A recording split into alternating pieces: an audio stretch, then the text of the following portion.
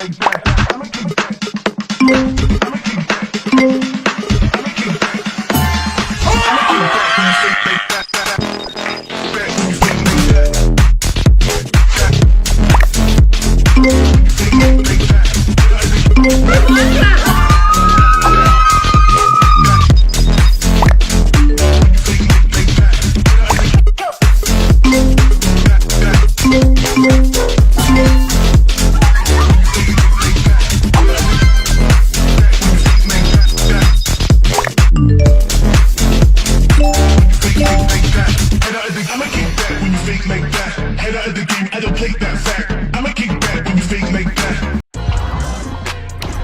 what's up? MKBHD here, and welcome to your first look and hands-on of everything Apple just unveiled today at their 2025 September event. This is iPhone 17, 17 Pro, and 17 Air. Definitely get subscribed to be among the first to see the full reviews when they come out. But this is my first impressions, and I actually found it pretty simple to synthesize my thoughts on everything they announced today. Like, there is some good tech, there's some interesting new designs, and some questionable decisions, but the funny thing is, as I go to these events and as I think about all this stuff, what usually happens is I end up typically getting some texts from friends asking what I think of the announcements, and my mental task is to summarize everything I'm thinking about into one or two easily digestible sentences or just words to understand what's new and what happened. I don't want to tell them too much information.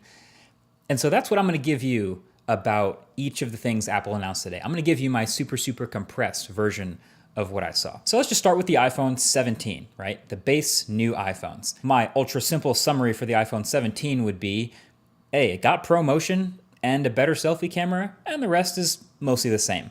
So the design is mostly unchanged other than the new colors, same screen sizes, same dimensions, same camera bump, same buttons and camera control, which they barely talked about.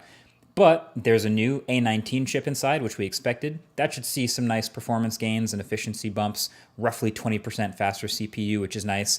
And battery life should be a few beats longer. And the display is brighter too, getting up to 3000 nits.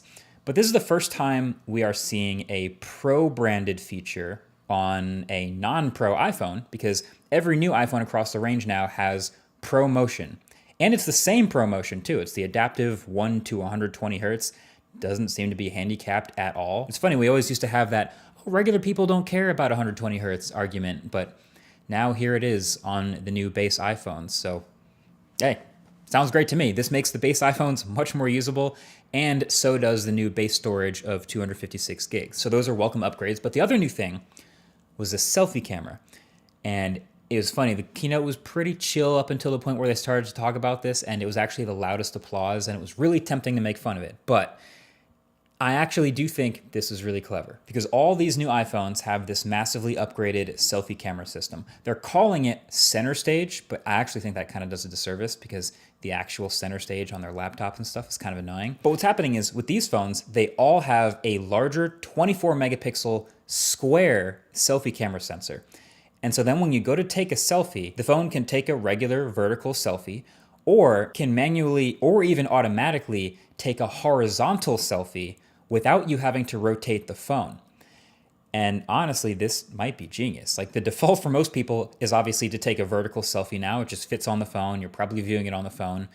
But if you go to take a horizontal selfie to fit more people, suddenly the camera lens is off to the side and it's a little bit less natural looking.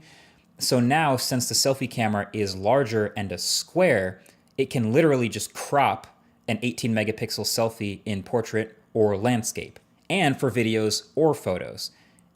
I think it's great. It's very useful. It might be the biggest upgrade to the iPhone 17. So then there's the iPhone 17 Pro. And my quick friendly summary of the Pro phones is, hey, they got better zoom and more battery and orange. So the Pro iPhones actually look a little bit different. There's actually quite a bit going on here with this new design. First of all, there's only 3 colors: cosmic orange, deep blue, and silver. Really bumming me out that there's no black Pro phone. But then I remembered dbrand exists. Never mind. But then the thing that's going to catch everyone's eye on the back is the camera bar up at the top, which is what Apple keeps calling in their keynote a plateau. It kind of looks a little bit like the Pixel's visor, or frankly, what we've been seeing on a ton of other Android phones for years now, just a huge bar across the top of the back of the phone. But it's actually not just cameras in here. Apple's done some rearranging of the insides of the phone to actually shove more components, like the A19 Pro chip and the logic board and storage up here in that bar, so they could fill out more of the bottom of the phone with more battery.